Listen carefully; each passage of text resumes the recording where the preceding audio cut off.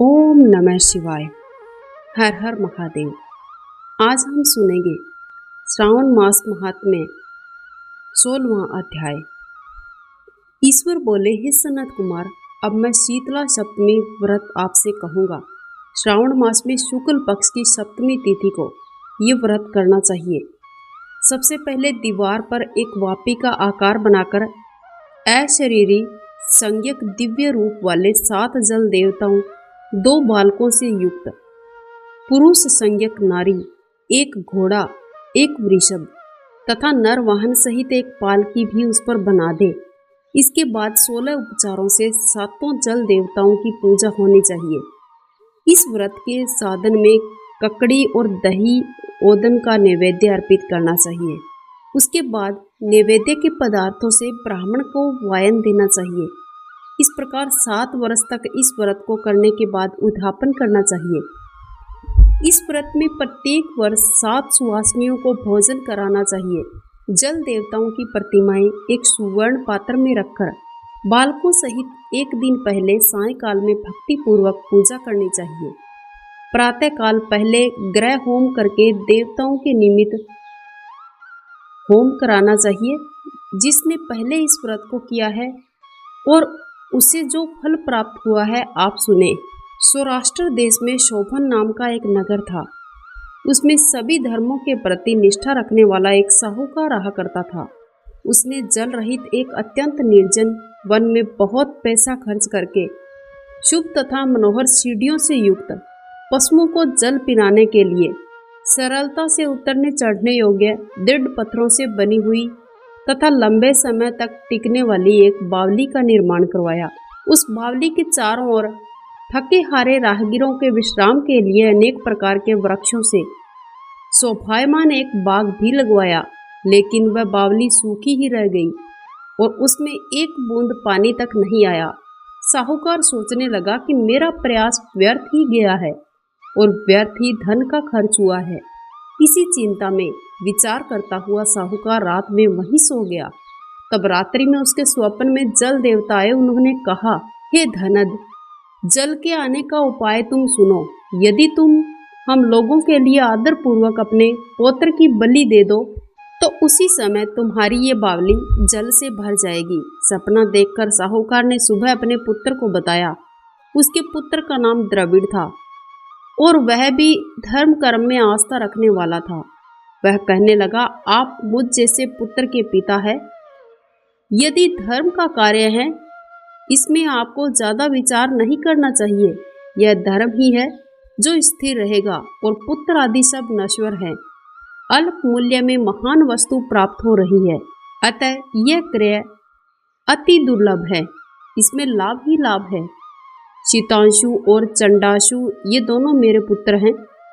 इनमें से शीताशु नामक जो ज्येष्ठ पुत्र है उसकी बलि बिना कुछ विचारे आप दे दें। लेकिन पिताजी, घर की स्त्रियों को ये रहस्य कभी ज्ञात नहीं होना चाहिए। उसका उपाय यह है कि इस समय मेरी पत्नी गर्भ से है और उसका प्रसव काल भी निकट है, जिसके लिए वो अपने पिता के घर जाने वाली है। छोटा पुत्र भी उसके साथ जाएगा। हे तात, उस समय यह कार्य निर्विघ्न रूप से संपन्न हो जाएगा। पुत्र की यह बात सुनकर पिता उस पर अत्यधिक प्रसन्न हुए और बोले, हे पुत्र, तुम धन्य हो। मैं भी धन्य हूँ जो कि तुम जैसे पुत्र का पिता बनने का सौभाग्य मुझे प्राप्त हुआ है। इसी बीच सुशीला के घर से उसके पिता का बुलावा भी आ गया और वह जाने लगी। तब उसके ससुर तथा पति ने कहा, ज्येष्ठ पुत्र हमारे पास ही रहेगा, तुम इस छोटे पुत्र को अपने साथ ले जाओ। इस पर बहू ने ऐसा ही किया। उसके चले जाने के बाद पिता पुत्र ने उस बालक के शरीर में तेल का लेप किया और अच्छे से स्नान कराकर सुंदर वस्त्र और आभूषणों से अलंकृत करके पूर्वाषाढ़ा तथा शतभिषा नक्षत्र में उसे प्रसन्नता पूर्वक बावली के तट पर खड़ा किया और कहा, बावली के जल देवता, इस बालक के बलिदान से आप प्रसन्न हो। उसी समय बावली अमृत तुल्य जल से भर गई। वे दोनों पिता पुत्र शोक व हर्ष से युक्त घर की ओर चले आए। सुशीला ने अपने घर में तीसरे पुत्र को जन्म दिया और 3 महीने बाद अपने घर जाने को निकल पड़ी। रास्ते में आते समय बावली के पास पहुंची और उस बावली को जल से भरा हुआ देखा तो वो बहुत ही आश्चर्य में पड़ गई। उसने उस बावली में स्नान किया और कहने लगी कि मेरे ससुर के परिश्रम और धन का व्यय सफल हुआ है। उस दिन श्रावण मास के शुक्ल पक्ष की सप्तमी तिथि थी। सुशीला ने शीतला सप्तमी नामक शुभ व्रत को रखा था। उसने वहीं पर चावल पकाए, दही भी ले आई थी। इसके बाद जल देवता का विधिवत पूजन करके दही, भात और ककड़ी के फल का नैवेद्य अर्पण किया। ब्राह्मणों को वायन देकर साथ के लोगों के साथ मिलकर उसी नैवेद्य अन्न का भोजन ग्रहण किया। उस स्थान से सुशीला का गांव 1 योजन की दूरी पर ही स्थित था। कुछ समय बाद सुंदर पालकी में बैठ दोनों पुत्रों के साथ वहां से चल पड़ी।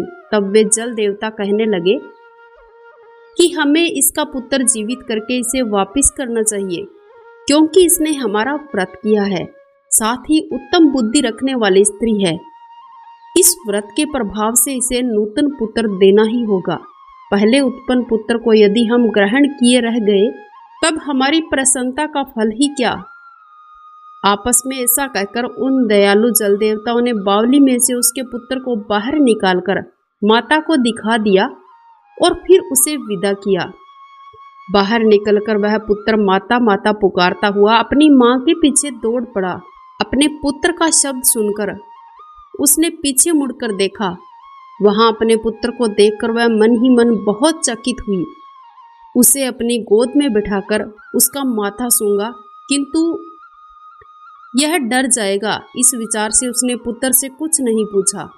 वह अपने मन में सोचने लगी कि यदि इसे चोर उठा लाए तो यह आभूषणों से युक्त कैसे हो सकता है, और यदि पिशाचों ने इसे पकड़ लिया था तो दोबारा छोड़ क्यों दिया।